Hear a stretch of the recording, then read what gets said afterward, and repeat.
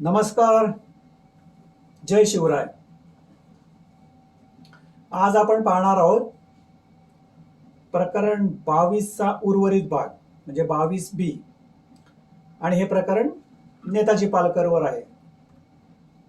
तर मागच्या व्हिडिओमध्ये आपण नेताजीचा प्रवास वाचलं होतं, ते थोडंसं ओव्हरलॅप करूया आणि मग आपण तिथून कंटिन्युएशन करूया.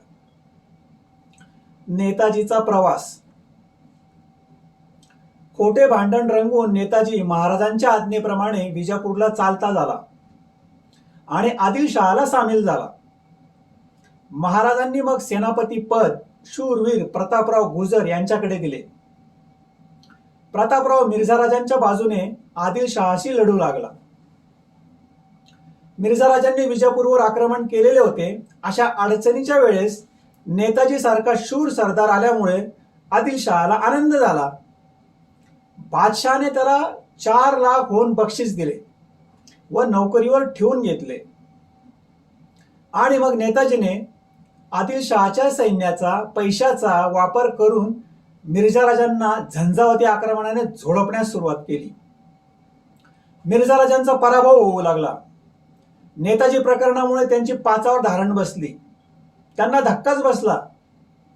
उद्या शिवाजी पण आदिलशहाला जाऊन मिळाला तर, अशी त्यांना धास्ती वाटू लागली. नेताजी सारखा अनमोल माणूस आपल्याकडे हवा यासाठी त्यांनी नेताजीला मोठी प्रलोभने दाखवण्यास सुरुवात केली. काहीही करून त्याला आपल्या पक्षात आणलेच पाहिजे असे त्यांनी ठरवले. नेताजी पेचात पडला. पैशामुळे नव्हे तर आपला कट उघड होऊ नये म्हणून. आपण जर मिर्झाराजांना सामील न होता आदिलशहाकडेच राहिलो तर, आपण एवढ्या मोठ्या पगाराची ऑफर देत असूनही नेताजी आपल्याकडे येत नाही याचा अर्थ काय, अशी शंका येऊन मिर्झाराजांना कटाचा सुगावा लागला असता. नेताजीने यामुळे महाराजांशी गुप्तपणे खलबत केले आणि अखेर तो मिर्झाराजांना येऊन मिळाला. नेताजीने मिर्झाराजांकडे येण्यास जो अवधी घेतला तो याचमुळे. मिर्झाराजांनी नेताजीची खूप मनधरणी केली. नेताजी मिर्झाराजांकडे आल्यामुळे त्यांना कटाचा सुगावा लागला नाही, हे लक्षात घ्या. पण नेताजी मिर्झाराजांना येऊन मिळाला तरी परिस्थितीत फरक पडला नाही. त्यांचे पराभव होतच राहिले. कारण नेताजी त्यांच्या वतीने प्रामाणिकपणे लढलाच नाही. जी गत नेताजीची तीच अवस्था प्रतापरावाची. स्वराज्याच्या बाजूने जेव्हा हे 2 सेनापती आदिलशाहीवर आक्रमण करत तेव्हा ते आदिलशाही फौजेची दाणादाण उडवीत. पण आता मिर्झाराजांच्या बाजूने म्हणजे मोगलांच्या बाजूने लढताना ह्यांचा पराभव का होतो हे लगेच लक्षात येते. अर्थात बधिर लोकांच्या हे लक्षात येणार नाही, हा भाग वेगळा. शिवाजी महाराज, नेताजी पालकर आणि प्रतापराव गुजर यांनी मिर्झाराजांचा अप्रत्यक्षरित्या पराभव घडवून आणला. शिवाजीची मदत घेऊन आपण आदिलशाही व कुतुबशाही जिंकू हा त्यांचा अंदाज महाराजांनी फोल ठरवला. एक वेळ त्यांनी महाराजांची मदत न घेता आदिलशाही विरुद्ध मोहीम काढली असती तर विजयाची शक्यता होती. पण महाराजांनी मुत्सद्देगिरीत मिर्झाराजांना केव्हाच मागे टाकले होते आणि एवढे करून आपण या प्रकरणात नाही असे महाराज साळसूतपणे भासवत होते. मिर्झाराजांच्या आग्रहाने महाराज आग्र्याला निघून गेले. म्हणजे मिर्झाराजांना जातीने लष्करी मदत करण्याचा प्रश्नच येत नाही. मिर्झाराजांची मोहीम संपल्यावर म्हणजे त्यांचा पूर्ण पराभव झाल्यावर नेताजी परत स्वराज्यात येणार होता. पण आपले कर्तव्य पार पाडत असताना दुर्दैवाने पुढे औरंगजेबाने मिर्झाराजांकरवी त्याला विश्वासघाताने पकडले. कैदेत असताना धर्मांतर केले तरच सुटका होईल असा इशारा त्याला देण्यात आला. नेताजीने सर्वप्रथम धर्मांतराला मान्यता देऊन सर सलामत तो पगडी 50 या उक्तीप्रमाणे स्वतःची सुटका करून घेतली. यात त्याचे बुद्धिचातुर्य दिसून येते. महाराजांनी जसे मिर्झाराजांच्या मागण्या मान्य केल्या त्याचप्रमाणे नेताजीने औरंगजेबाच्या मागण्या मान्य करून आपण महाराजांचे शिष्य असल्याचे सिद्ध केले. नेताजीचे नाव बदलून मोहम्मद कुली खान असे झाले. नाव बदलले, पगडी बदलली, पेहराव बदलला, तरी नेताजी बदलला नाही. तो मराठाच राहिला. धर्मांतर झाले तरी त्याचा एकच धर्म राहिला, शिवधर्म. स्वतंत्रवीर नेताजीचा वनवास. The task ahead of us is never as great as the power behind us. पुन्हा एकदा वाचतो. The task ahead of us is never as great as the power behind us. औरंगजेबाने मग नेतूला उर्फ कुली खानला काबूल मोहिमेवर पाठवले. औरंगजेब नेताजीला नेताजी म्हणून हाक मारत नसे, कारण त्याच्यामध्ये जे जी आदरार्थी होतं ते त्याला नको होतं, म्हणून तो त्याला नेतू म्हणायचा. आणि नंतर धर्मांतर केल्यावर त्याने त्याचं नावही बदललं आणि त्याचं नाव मोहम्मद कुली खान ठेवलं होतं. औरंगजेबाने मग नेतूला उर्फ कुली खानला काबूल मोहिमेवर पाठवले. काबूलच्या वाटेवर असताना त्याने पळून जाण्याचा असफल प्रयत्न केला, पण पुन्हा पकडला गेल्यावर मात्र त्याने आपले धोरण बदलले.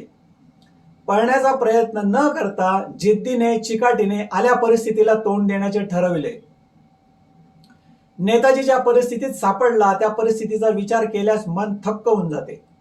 आपल्या घरापासून, माणसांपासून, स्वराज्यापासून इतक्या दूर, जेथे भाषा, धर्म, चालीरीती, हवामान पूर्णपणे भिन्न आहे, पुढे कधी सुटका होईल याची कल्पना नाही, शाश्वती नाही.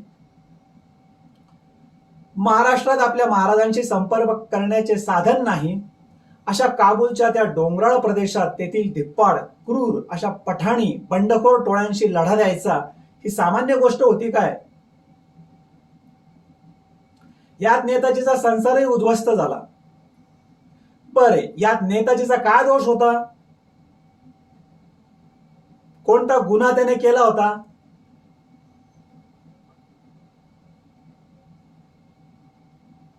नेताजीच्या जागी कोणी दुसरा असता तर त्याने महाराजांना दोष दिला असता व निराश होऊन आत्महत्या केली असती.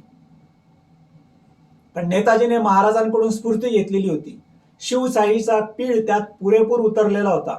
शिवधर्माची शिकवण त्याला मिळालेली होती. अत्यंत प्रतिकूल व खडतर परिस्थितीत त्याने धैर्याने दिवस काढले. औरंगजेबाने जरी त्याला त्याच्या कामगिरीसाठी सोयी उपलब्ध करून दिल्या असतील तरी स्वतंत्रप्रेमी नेताजीला हा बंदिवास जाचक ठरला असेल यात काही शंका नाही. नेताजीचा हा वनवास म्हणजे त्याची खडतर तपश्चर्याच होती. त्या परिस्थितीची कल्पना केल्यास शिवचरित्राने भारावलेल्या स्वतंत्रवीर सावरकर यांचे सागरा प्राण तळमळला या सुप्रसिद्ध गीताची आठवण आल्याशिवाय राहत नाही. असे असून देखील आपल्या बुद्धिचातुर्याने, पराक्रमाने बंडखोर टोळ्यांशी लढा देऊन त्याने औरंगजेबाची मर्जी संपादन केली, विश्वास संपादन केला. अखेर नेताजीची 9 वर्षाची तपश्चर्या फळास आली. महाराजांशी प्रभावीपणे टक्कर देईल असा कोणी सरदार औरंगजेबाला दरबारात दिसेना. त्याने नेताजीला महाराष्ट्रात महाराजांचा पराभव करण्यासाठी पाठवण्याचे ठरविले. 9 वर्षामध्ये नेताजी बदलला असेल. धर्मांतर, भरमसाठ पगार व अधिकार यामुळे हा आपल्याकडे कायम सेवा करील अशी औरंगजेबाची खात्री झाली. औरंगजेब सारख्या तीक्ष्ण बुद्धीच्या माणसाला असे फसवणे म्हणजे साधी गोष्ट झाली काय? आपल्या बादशहाची पडत्या फळाची आज्ञा घेऊन नेताजी दिलेर खानाबरोबर निघाला. महाराष्ट्रात आल्यावर मात्र एके रात्री मोगली छावणीतून पसार होऊन त्याने थेट रायगडाचा रस्ता धरला. नेताजी परत आल्याचे पाहून महाराजांना अतिशय आनंद झाला. त्यांनी नेताजीला परत स्वराज्यात सामील करून घेतले. त्याचा वनवास संपला. नेताजी पुन्हा स्वतंत्र झाला. इतिहासामध्ये शिवाजी महाराजांनी नेताजीला माफ करून, झाले गेले विसरून त्याला स्वराज्यात घेतले असा युक्तिवाद किंवा अंदाज केला जातो. तो चुकीचा आहे. कारण अशा प्रकारे नेताजीला माफ केले होते तर खंडोजीला माफ करण्याला काय अडचण होती? नेताजीची तर कोणी शिफारसही केलेली नव्हती. इतिहासामध्ये शिवाजी महाराजांनी नेताजीला माफ करून, झाले गेले विसरून त्याला स्वराज्यात घेतले असा युक्तिवाद किंवा अंदाज केला जातो. तो चुकीचा आहे. कारण अशा प्रकारे नेताजीला माफ केले होते, तर खंडोजीला माफ करण्याला काय अडचण होती? नेताजीची तर कोणी शिफारसही केलेली नव्हती. पण खंडोजीला अभय द्यावे म्हणून कान्होजी जेधे सारख्या वजनदार व्यक्तीने शिफारस केली होती. खंडोजीला शिक्षा केली तर कान्होजी नाराज होतील ही काळजी होती. तरी देखील महाराजांनी खंडोजीचा हात व पाय तोडला, पण नेताजीला त्यांनी आपला म्हटले. समयास कैसा पावला नाहीस या महाराजांच्या प्रश्नाला नेताजीने काय उत्तर दिले हे इतिहासाला ठाऊक नाही. नेताजी जेव्हा परत महाराजांना रायगडावर भेटला त्यावेळेस काय काय बोलणे झाले ते देखील इतिहासाला काही माहितीच नाही. या गोष्टी का गुपित ठेवण्यात आल्या हे रहस्य असे उघड होते. पुन्हा एकदा वाचतो, नीट ऐका. समयास कैसा पावला नाहीस या महाराजांच्या प्रश्नाला नेताजीने काय उत्तर दिले हे इतिहासाला ठाऊक नाही. नेताजी जेव्हा परत महाराजांना रायगडावर भेटला त्यावेळेस काय काय बोलणे झाले हे देखील इतिहासाला काही माहितीच नाही. या गोष्टी का गुपित ठेवण्यात आल्या हे रहस्य असे उघड होते. महाराजांनी जावळीच्या यशवंतरावाची गर्दन मारली, फितूर खंडोजीचा हात व पाय तोडला, तर स्वराज्याची कामगिरी करणाऱ्या कान्होजी जेधे यांना आणि गजापूरच्या घोडखिंडीत शर्तीने खिंड राखणाऱ्या बादल देशमुखांना महाराजांनी तलवारीचे मानाचे पहिले पान दिले. स्वराज्य सोडून मोगलाईत गेलेल्या सिद्दी हिलालला परत स्वराज्यात सामील करून घेतले. नेसरीच्या खिंडीत आपले प्राण अर्पण करणाऱ्या प्रतापराव गुजर यांची मुलगी सून म्हणून करून प्रतापरावाला आपले व्याही करून घेतले. तर नेताजीला पुन्हा हिंदू करून आपल्या पदरी ठेवून घेतले. महाराजांच्या या कृत्यातच नेताजीचे निर्दोषत्व सिद्ध होते. परत एकदा वाचतो, महत्वाचे नीट ऐका.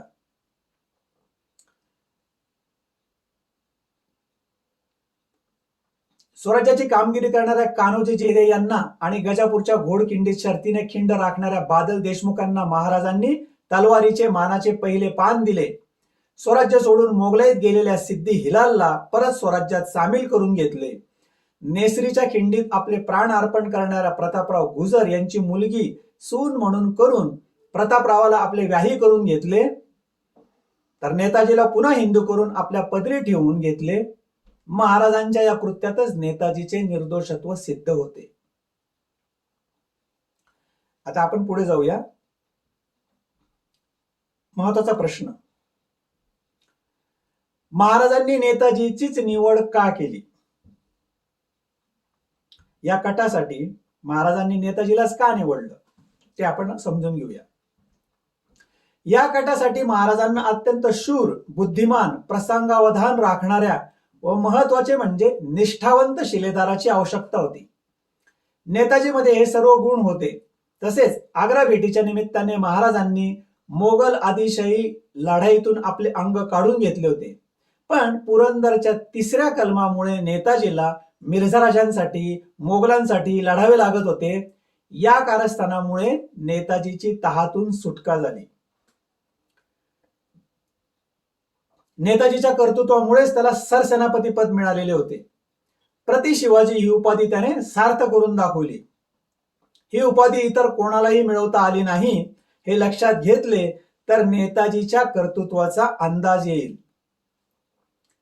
हनुमानाप्रमाणे तो जसा निष्ठावंत होता तसाच तो बुद्धिमानही होता. पूर्वी पुरंदरचा किल्लेदार असताना योग्य न्यायनिवाडा करून त्याने लोकांची प्रशंसा मिळवली होती. आग्र्याला औरंगजेबाच्या कैदेतून महाराजांनी त्यांच्या 2 वकिलांची सुटका करून घेतली हे आपण पाहिले. हे 2 वकील भाग्यवान म्हटले पाहिजे, कारण महाराजांनी पुढाकार घेऊन औरंगजेबाशी बोलणी करून त्यांची सुटका करविली.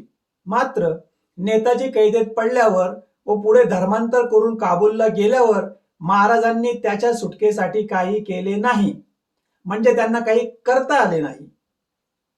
अन्यथा महाराजांचे कारस्थान उघड झाले असते व नेताजीच्या जीवितास आणखीच धोका उत्पन्न झाला असता.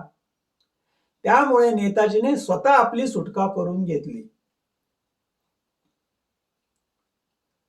नेताजी मात्र पस्तावला, सर्वच बाबतीत पस्तावला. असे विधान करून शिवशाहीर बाबासाहेब पुरंदरे यांनी चुकीचा निष्कर्ष काढला आहे, हे आता वाचकांच्या लक्षात आलेच असेल. बधीर वाचकांच्या ते लक्षात येणार नाही, हा भाग वेगळा. महाराजांचे सर्व सरदार पराक्रमी व निष्ठावंत होते, त्यामुळे कोण किती सरस अशी तुलना करणे म्हणजे त्यांच्या निष्ठेचा अपमान केल्यासारखे होईल. पण तरी सर्व बाबतीत विचार केल्यास नेताजीला वरचा क्रमांक द्यावा लागेल. 9 वर्षाचा वनवास भोगूनही त्याने आपली निष्ठा इमान ढळू दिले नाही व एक अग्निदिव्य पार पाडले. आग्रा प्रकरणात औरंगजेबाने 2 शिवाजी पकडले, शिवाजी आणि प्रतिशिवाजी. पहिला शिवाजी पटकन निसटला, दुसऱ्या शिवाजीला 9 वर्ष वाट पाहावी लागली, पण दोघांनीही औरंगजेबावर मात केली. परत एकदा वाचतो, नीट ऐका. आग्रा प्रकरणात औरंगजेबाने 2 शिवाजी पकडले, शिवाजी आणि प्रतिशिवाजी. पहिला शिवाजी पटकन निसटला, दुसऱ्या शिवाजीला 9 वर्ष वाट पाहावी लागली, पण दोघांनीही औरंगजेबावर मात केली. इथे प्रकरण 22वे संपलं. तर व्हिडिओ ऐकल्याबद्दल धन्यवाद. आता वाचकांच्या काही प्रतिक्रिया मी वाचून दाखवतो. प्रमोद कुलकर्णी यांनी अहमदाबाद आणि पुण्यावरून लिहिलेले, really true conclusion by you regarding Netaji Palkar. तर एका वाचकाचंच नाव आहे पराग पालकर. यांचं ईमेल त्यांनी केलं होतं आणि ईमेलद्वारे प्रतिक्रिया दिली होती. तर पराग पालकर लिहितात, you have great skill in explaining the fact from a different angle by giving relevant examples from other sources in history. तर व्हॉट्सअप ग्रुपहून पुण्याच्या शर्मिला कुलकर्णी यांनी लिहिले, म्हणजे आम्ही एकाच कॉलेजला शिकलो COEPच्या. तर शर्मिला कुलकर्णी यांनी लिहिलंय, खूप अभ्यासपूर्ण व छान लिखाण. You have quoted many parallel examples. Read between the line. You have put a lot of sincere effort to complete this project. Congratulations. तर पुण्याच्याच आमच्या COEP ग्रुपवरून संजय गहांडोळे यांनी लिहिलंय, खूप छान उदाहरणं आहेत. तुझे लिहिलेले नवीन प्रकरण आलं रे आलं की मी लगेच वाचतो, आधाशासारखं. तर पुण्याचेच एक सिनियर आहेत, एक सद्गृहस्थ, आणि त्यांचं नाव आहे जयंत मेहेंदळे. यांनी खूप आपुलकीने माझं पुस्तक वाचलं आणि त्यांनी असं लिहिलेलं आहे, the analysis of Netaji Palkar and Siddhi Hilal was never thought to date. But your analysis about Netaji Palkar seems to be logical, accurate, and hence acceptable. Vishwanath Satpute हे एक इंजिनियर आहेत, ज्यांनी रायगडावर काम केलंय. तिथला जो जलाशय आहे रायगडावरचा, तो त्याला गळती लागली होती आणि पाण्याची लेवल कमी झाली होती. तर त्याची जी दुरुस्ती केली कोल्हापूरचे युवराज संभाजीराजे छत्रपती यांनी, तर त्यासाठी जे इंजिनियर कामाला होते त्यात विश्वनाथ सातपुते यांनी तिथे प्रत्यक्ष काम केलेलं आहे.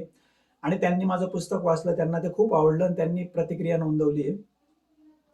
तर विश्वनाथ सातपुते लिहितात, Sarang, now the facts explained by you are very clear. The strategies used by Chhatrapati Shivaji Maharaj with the help of Netaji are simply great. I also feel that history has done injustice towards Netaji. Your effort to bring true history in front of Maharashtra is very important and I am confident it will happen soon. तर विश्वनाथ सातपुते यांनी ही प्रतिक्रिया खारघरवरून दिली, रायगड जिल्ह्यातून. तर महेश पवार यांनी फेसबुकवर comment लिहिली होती. महेश पवार यांनी लिहिलंय, सरजी, इतिहास घडवणारी आणि सत्य इतिहास लिहिणारी माणसे माझ्यासाठी नेहमीच वंदनीय आहेत. प्रवाहाच्या विरोधात सत्याची छोटीशी नाव घेऊन चालणारे आपण नावाडी उभरू नाहीतर डुबू. पण प्रयत्न सोडणं हे शिवरायांनी आपल्याला शिकवलंच नाही. आपण चमकण्यासाठी नाही, तर सत्य इतिहास जगासमोर येण्यासाठी महान कार्य करत आहात. शरद पवार. तर प्रशांत येलपले यांनीच फेसबुकवर सोलापूर आणि मुंबई इथून त्यांनी लिहिलेलं होतं. प्रशांत येलपले लिहितात, काय झालंय माहित आहे का? बाबासाहेब पुरंदरे, जयसिंगराव पवार यासारख्या संशोधकांनी पण तेच चुकीचे लिहिल्यामुळे ते लिखाण रूढ झाले. आता ही धारणा बदलणे फार अवघड आहे. आणि एके ठिकाणी त्यांनी तसंच लिहिलं होतं की आपलेच लोक आपल्या माणसांचे खच्चीकरण करतात. पण आता अवेअरनेस येतोय, हळूहळू जनतेला नक्की कळेल. प्रतिक्रिया देणाऱ्या सर्व वाचकांचे मी आभार मानतो. तसेच हे ई बुक स्पॉन्सर केलेलं आहे, त्यांचं नाव आहे रमेश आणि सीमा लोकरे. यांची USA मध्ये अमेरिकेत सायकॉन कन्सल्टंट इनकॉर्पोरेटेड म्हणून एक फार मोठी कंपनी आहे. फॉर्च्यून 500 मध्ये ही कंपनी येते. एक नावाजलेली IT कंपनी आहे त्यांची. आणि त्यांनी हे पुस्तक स्पॉन्सर केले. तर रमेश आणि सीमा लोकरे या दोघं उद्योजकांचेही मी आभार मानतो. या संदर्भामध्ये डॉक्टर अमोल कोल्हे, तुम्ही यांना ओळखतच असाल. तर डॉक्टर अमोल कोल्हे हे दिवाळीला एकदा बाबासाहेब पुरंदरे यांना भेटले त्यांच्या इथे जाऊन. आणि त्या संबंधामध्ये त्यांनी एक फेसबुकवर पोस्ट टाकली होती. ती पोस्ट काय आहे, त्यात अमोल कोल्हे काय म्हणतायत ते मी तुम्हाला वाचून दाखवतो. आणि त्यानंतर बाबासाहेब पुरंदरे यांनी युवराज संभाजीराजांबद्दल काय लिखाण केले ते पण वाचून दाखवतो. आणि त्यानंतर मी माझं मत नोंदवतो. थोडंसं इंटरेस्टिंग आहे म्हणून मला वाटलं की हे तुमच्याशी मी शेअर करावं. डॉक्टर अमोल कोल्हे यांची फेसबुकवरील पोस्ट जशीच्या तशी मी तुम्हाला वाचून दाखवतो. त्यांनी लिहिलंय, आदरणीय शिवशाहीर बाबासाहेब पुरंदरे यांची दिवाळी निमित्त भेट घेऊन आशीर्वाद घेतले. या निमित्ताने शिवकाळाचा अमूल्य ओघवता खजिना पुन्हा अनुभवता आला. शिरूर लोकसभा मतदारसंघातील प्रस्तावित शिवसंस्कार सृष्टी या प्रकल्पाची माहिती घेऊन या संकल्पनेचे त्यांनी भरभरून कौतुक केले.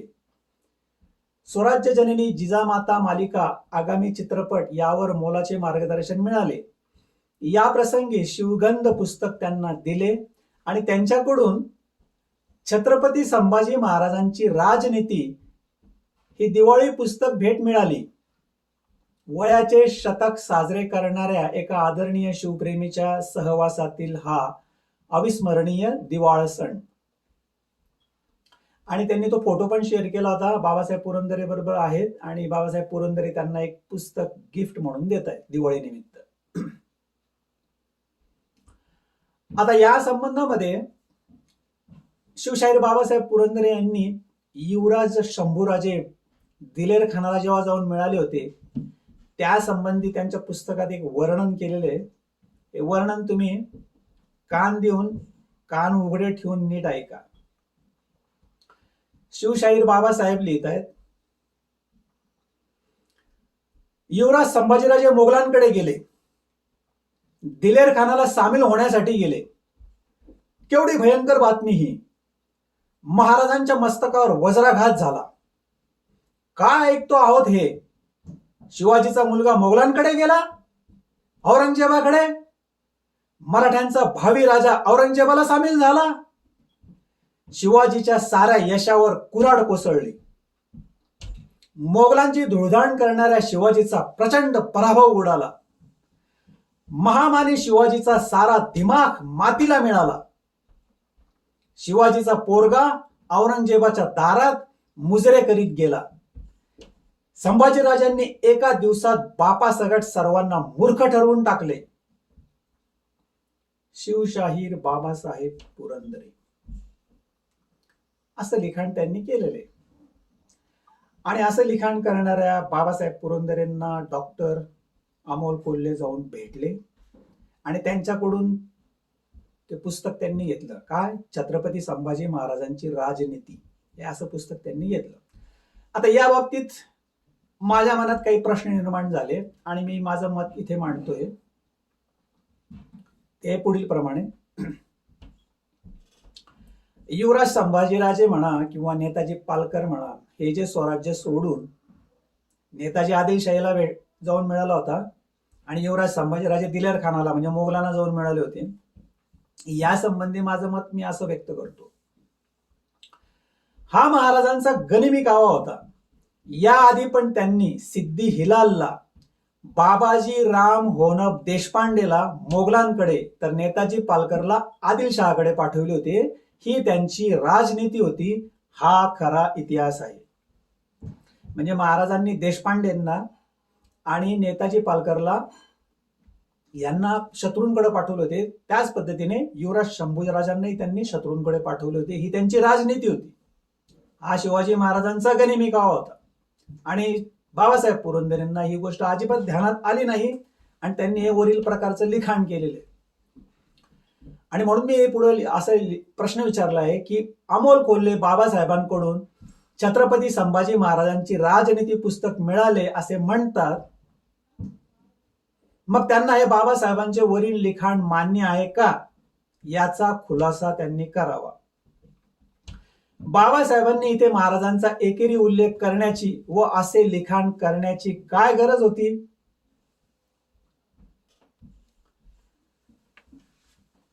तर माझ्या या प्रश्नावर आपण चिंतन केलं पाहिजे. माझ्या ई बुक बद्दल मी बरेच पोस्ट मी फेसबुकवर टाकत असतो आणि असंख्य बधीर लोक माझं ई बुक न वाचताच माझ्याशी वाद घालत असतात. 22व्या प्रकरणाच्या सुरुवातीला तुम्हाला आठवत असेल, मागच्या व्हिडिओमध्ये गणेश प्रसाद देशपांडे या पंडित विद्वानाची कॉमेंट मी तुम्हाला वाचून दाखवली होती आणि आमच्यामध्ये काय काय आर्ग्युमेंट झाले त्याची एक झलक तुम्हाला त्यात मिळालेली होती. आणि मी सांगितलं होतं की प्रकरणाच्या शेवटी आमच्यात जो सुखसंवाद झाला तो मी तुम्हाला पूर्णपणे वाचून दाखवतो. तो आता आपण समजून घेऊया.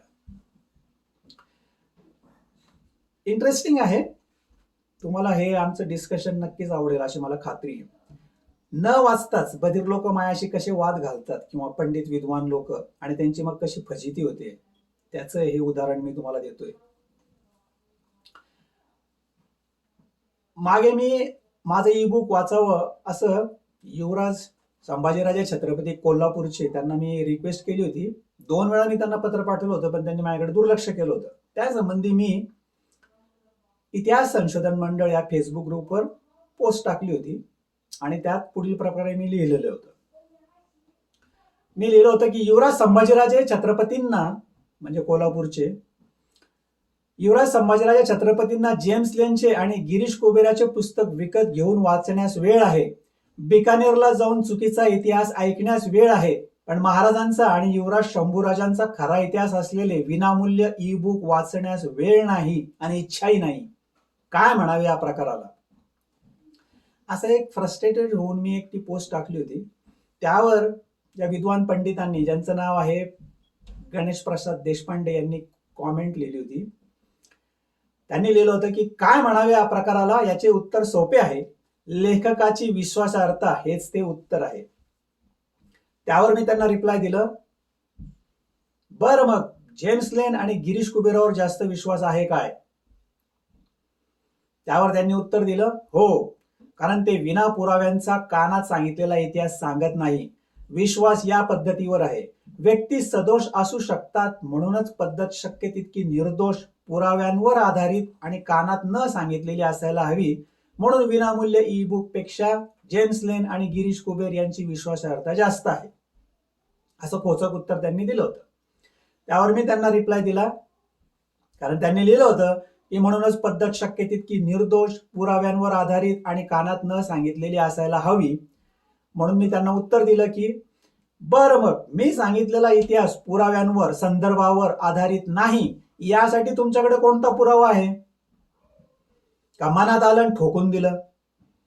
मिर्झाराजे शिवाजीराजे संघर्षात महाराजांचा पराभव झाला यासाठी आंधळ्या इतिहासकारांनी कोणता पुरावा दिला आहे सांगा बरं. सांगा महाराजांचा कधी कोठे पराभव झाला ते. माझं तुम्हाला आणि इतर इतिहासकारांना चॅलेंज आहे, द्या पुरावा.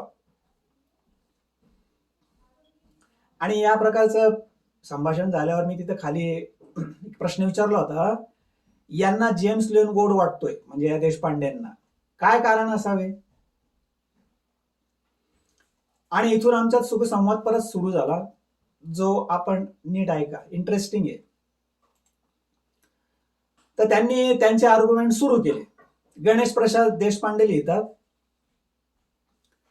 सर यदुनाथ सरकारांपासून सर्व इतिहासकारांनी याचे पुरावे दिले आहेत. तुम्हाला ते मान्य नाहीत म्हणून तुम्ही त्यांना आंधळे इतिहासकार म्हणताय. सुदैवाने तुमच्यासारखे देवाने कानात सांगितलेला इतिहास कोणी फारसा गंभीरपणे घेत नाही. आजपर्यंतच्या सर्व इतिहासकारांनी दिलेले कोणतेही पुरावे तुम्हाला मान्य नसतील तर तुमच्या द्या पुराव्या या आव्हानाला अर्थ नाही. आजपर्यंतच्या सर्व इतिहासकारांनी मिर्झाराजे शिवाजीराजे संघर्षात महाराजांचा पराभव झाला हे दाखवून दिले आहे. कैलासवासी कुरुंदकरांनी तर मिर्झाराजांनी शिवाजी रणांगणात संपवला होता, शिवाजीचे विजिगीषू मन मात्र कुणाला संपवता येण्यासारखे नव्हते इथपर्यंत म्हटले आहे. या सगळ्यांकडे दुर्लक्ष करून द्या पुरावा म्हणणे म्हणजे समोर असणाऱ्या गोष्टीकडे दुर्लक्ष करून कुठं आहे असं विचारत फिरण्याचा प्रकार आहे. तो तुम्हाला शोभतो, बाकी कुणी तो गंभीरपणे पाहणे शक्य नाही. तर त्यांचं हे जे गणेश प्रसाद देशपांडे यांचा प्रॉब्लेम हा झालाय की त्यांनी जो जुना इतिहास वाचलेला आहे, 350 वर्षापासून जे इतिहासकारांनी लिहून ठेवलं त्याला ते चिकटून बसलेले होते. त्यामुळे त्यांची मनाची अवस्था ही पूर्वग्रह दूषित झालेली आणि त्यामुळे ते तसं बडबड करतायत. म्हणून मी त्यांना उत्तर दिलं, कारण त्यांनी लिहिलं होतं की सर यदुनाथ सरकारांपासून सर्व इतिहासकारांनी याचे पुरावे दिले आहेत. आजपर्यंत सर्व इतिहासकारांनी मिर्झाराजे शिवाजीराजे संघर्षात महाराजांचा पराभव झाला हे दाखवून दिले आहे. आणि कैलासवासी कुरुंदकरांनी तर मिर्झाराजांनी शिवाजी रणांगणात संपवला होता, शिवाजीचे विजिगीषू मन मात्र कुणाला संपवता येण्यासारखे नव्हते इथपर्यंत म्हटले आहे. त्यावेळेस मी त्यांना परत विचारलं, मी पुन्हा विचारतो आणि आव्हान देतो सर्वांना की महाराजांचा पराभव झाला हे इतिहासकारांनी पुराव्यानिशी सिद्ध करून दाखवावे.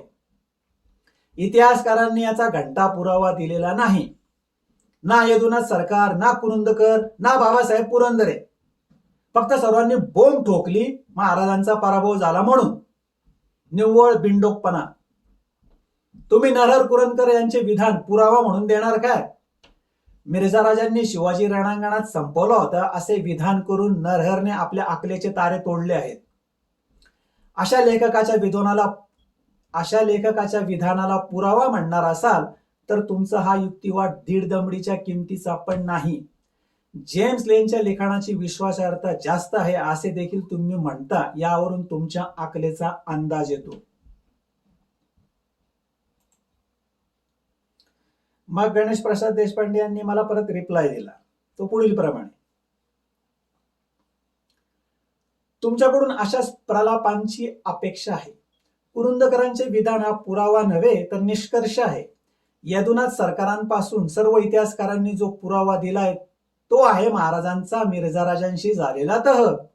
त्यात महाराजांना आपल्या ताब्यातले किल्ले आणि मुलूक मुघलांच्या हवाली करावा लागला. आपल्या युवराजांसाठी मनसब कबूल करावी लागली. हा तह म्हणजे पराभव नसून विजय होता आणि महाराजांनी औदार्य म्हणून कोंढाण्यासह महत्वाचे किल्ले मोगलांना दिले असं तुम्हाला देवाने कानात सांगितले असेल तर गोष्ट वेगळी. आता हा तह हाही पुरावा नसेल तर तुमचा युक्तिवाद एका दीड दमडीच्याही किमतीचा नाही. दीड दमडी सुद्धा जास्तच होईल. कानात सांगितलेले इतिहास लक्ष देण्याच्या लायकीचे नसतात. म्हणूनच तुमच्या इतिहासाची अशी अवस्था आहे. तुमच्यापेक्षा जेम्स लेन आणि गिरीश कुबेर लोकांना, फक्त मला नव्हे तर खूप खूप लोकांना जास्त विश्वासार्ह वाटतात. हा तुमच्या इतिहासाच्या लायकीचा पुरावा नव्हे काय? तुम्हाला हाही पुरावा घंटा पुरावा वाटत असेल तर ते समजू शकते, पण तो तसा नाही हे नक्की, असं त्यांनी लिहिलं. आता त्यांच्या लॉजिक प्रमाणे ते योग्य वाटतं, पण ते कसं चुकीचं आहे मी त्यांना समजून सांगतोय. मी त्यांना रिप्लाय दिला, कारण त्यांनी लिहिलं होतं की तुमच्यापेक्षा जेम्स लेन आणि गिरीश कुबेर लोकांना, फक्त मला नव्हे तर खूप खूप लोकांना जास्त विश्वासार्ह वाटतात. हा तुमच्या इतिहासाच्या लायकीचा पुरावा नव्हे काय? त्यांच्या या विधानाला मी उत्तर दिलं, नीट ऐका. मी त्यांना लिहिलं, तुम्हाला तुमची बौद्धिक दिवाळखोरी जाहीर करण्याचे पूर्ण स्वातंत्र्य आहे. खूप खूप लोकांना ते बधीर असल्याचे ठाऊक नसते. दुर्दैवाने अशा बधीर लोकांची संख्या जास्त असल्यामुळे हा खरा इतिहास लोकांपर्यंत पोहोचू शकत नाही. काय तर म्हणे कुरुंदकरांचे विधान हा पुरावा नव्हे निष्कर्ष आहे. पुरावा न देताच निष्कर्ष काढणे मूर्खपणा आहे. असाच निष्कर्ष तुमच्या जेम्स लेनने पण काढला होता. तुमचा युक्तिवाद काय? तर तह हा पुरावा मानला जावा. तुम्ही लिहिले, यदुनाथ सरकारांपासून सर्व इतिहासकारांनी जो पुरावा दिलाय तो आहे महाराजांचा मिर्झा राजांशी झालेला तह. माझे म्हणणे आहे की महाराजांनी केलेला पुरंदरचा तह हा त्यांचा गनिमी कावा आहे, पराभव नाही. पण आंधळे इतिहासकार यालाच पराभव समजत आहेत. तह केला म्हणजे पराभव झाला, हा निष्कर्ष चुकीचा आहे. 2 उदाहरणं देतो, त्यावर विचार करा. महाराजांनी यापूर्वी देखील आदिलशहाशी 2 तह केले आहेत. एक कोंढाण्याचा तह आणि दुसरा पन्हाळ्याचा तह. आदिलशहाचा फत्तेखान महाराजांवर चालून आला. महाराजांनी त्याला स्वराज्याच्या सीमेवर अडवले. महाराजांनी आदिलशहाशी तह केला आणि कोंढाणा किल्ला देऊन टाकला, कोंढाण्याचा तह.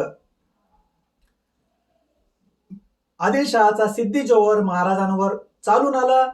महाराजांनी त्याला स्वराज्याच्या सीमेवर अडवले. महाराजांनी आदिलशहाशी तह केला आणि पन्हाळा किल्ला देऊन टाकला, पन्हाळ्याचा तह. हे तह करून महाराजांनी गनिमी कावा केला आणि स्वराज्य सुरक्षित ठेवले. आता कोणी बधीर आणि आंधळा इतिहासकार महाराजांनी हे तह केले म्हणून निष्कर्ष काढणार की फत्तेखानाने आणि सिद्दी जोहरने महाराजांचा पराभव केला म्हणून. पण हा निष्कर्ष योग्य आहे काय? आणि पुढे लिहिलंय, आता बसा डोकं खाजवत असेल तर. असं मी त्यांना उत्तर दिलं.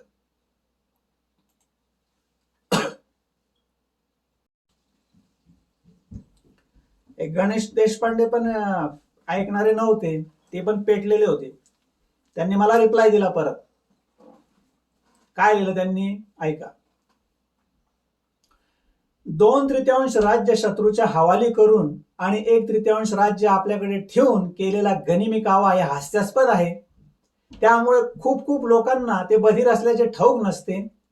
दुर्दैवाने अशा बधीर लोकांची संख्या जास्त असल्यामुळे ही सगळी वाक्य तुम्हालाच लागू पडतात. आपण मूर्ख आहोत हे माहीत नसले की अशा गोष्टी होतात. विनोबांनी सांगितलेल्या एका गोष्टीत जन्मांध म्हणून जन्म झालेला मुलगा आपल्याला काही दिसते असे म्हणणाऱ्या सर्वांना अडाणी समजत असतो. तशी तुमची गत आहे. याच वेगाने तुम्ही प्रगती करीत राहिलात तर एक दिवस संभाजीराजांचा मृत्यू, संताजीचा नागोजी जेधे यांनी केलेला घात याही सगळ्या गोष्टी गनिमी कावा होता असे म्हणण्यापर्यंत नक्की पोहोचाल. आपले तर्कशास्त्र कोणालाही मान्य होत नाही याचे कारण आपण एकटे शहाणे असून बाकी याच्या सगळे अडाणी लोक आपली बौद्धिक दिवाळखोरी जाहीर करत आहेत. हेच आहे असे मानणारे तुम्ही पहिले नाही आणि शेवटचेही नसाल. तुमचा प्रवास मनोरंजक आहे हे मात्र खरे. आता यांचा प्रॉब्लेम असा झाला की ते एकाच दिशेने विचार करत सुटलेले. मग त्यांना मी परत रिप्लाय दिला, कारण त्यांनी लिहिलं होतं ना की 2/3 राज्य शत्रूच्या हवाली करून आणि 1/3 राज्य आपल्याकडे ठेवून केलेला गनिमी कावा हे हास्यास्पद आहे, असं त्यांना माझं विधान वाटत होतं. आणि लोकांनाही तसंच वाटतं, इतिहासकारांनाही तसंच वाटतं, पण मुळात ही गोष्ट चुकीची आहे. एनिवे, मी त्यांना लिहिलं, 2/3 राज्य बादशहाला आणि 1/3 आपल्याकडे हा तुमचा आणि आंधळ्या इतिहासकारांचा गैरसमज आहे. कारण ही महाराजांनी केलेली चालाखी आहे. मिर्झा राजांच्या डोळ्यात केलेली धुळफेक आहे. विनोबांनी सांगितलेली जन्मांध मुलाची गोष्ट इतिहासकारांना लागू होते आणि तुम्ही बुद्धीने अंध आहात. पुरंदरच्या तहात महाराजांनी 23 किल्ले बादशाला दिले आणि 12 किल्ले आपल्याकडे ठेवले, असे महाराजांनी तहात कलमे टाकून गनिमी कावा केलाय. सत्य हे आहे की महाराजांनी फक्त 9 किल्ले दिले आणि त्यांच्याकडे त्यावेळी 60 किल्ले होते. महाराजांनी स्वतः एका ठिकाणी पत्रात म्हटले आहे त्यांच्याकडे 60 किल्ले आहेत म्हणून. 60 पैकी 9 किल्ले दिले. आता करा हिशोब. गणित येत असेल तर टक्केवारी शोधा. जाऊ द्या, तुम्हाला गणित जमणार नाही, मीच सांगतो.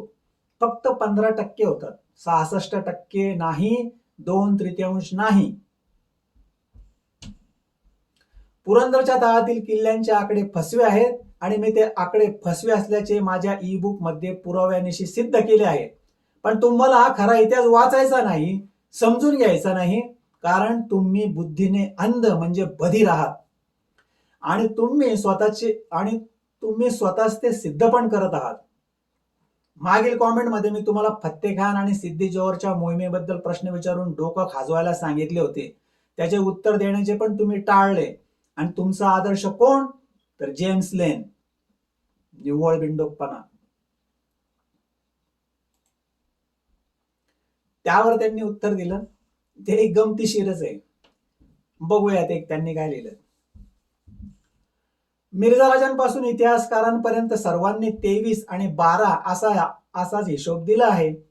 पण महाराजांनी मिर्झा राजांच्या युद्धाच्या वेळेस नव्हे तर दुसऱ्याच एका वेळी औरंगाबादच्या सुभेदाराला लिहिलेले पत्र देऊन तुम्ही 60 किल्ल्यांचा हिशोब देताय.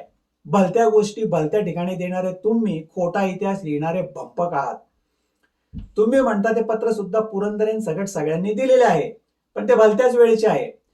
तुम्ही मूर्खपणा करून त्याला महाराजांचा गनिमी कावा म्हणताय. मूर्ख फक्त तुम्हीच आहात. तुमच्यापेक्षा जेम्स लेन विश्वासार्ह आहे. तो असले वेडपड उद्योग तो करीत नाही म्हणूनच. तुम्ही असला मूर्खपणाचा इतिहास किती सांगा, लोक फक्त तुम्हाला हसतील, बाकी काहीही होणार नाही. देशपांडे काही जुमानायला तयार नाहीयेत, म्हणून मी त्यांना परत लिहिलं. कारण त्यांनी लिहिलं होतं की तुम्ही मूर्खपणा करून त्याला महाराजांचा गनिमी कावा म्हणताय. मूर्ख फक्त तुम्हीच आहात. म्हणजे हे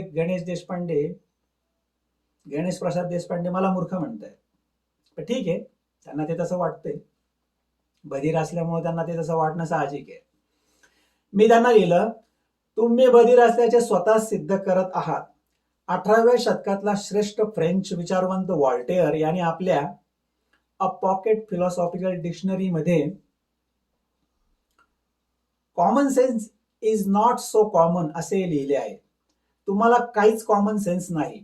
मिर्झा राजांपासून इतिहासकारांपर्यंत सर्वांनी 23 आणि 12 असाच हिशोब दिला आहे असे तुम्ही म्हणता, पण तो केवळ कागदावर, प्रत्यक्षात नाही.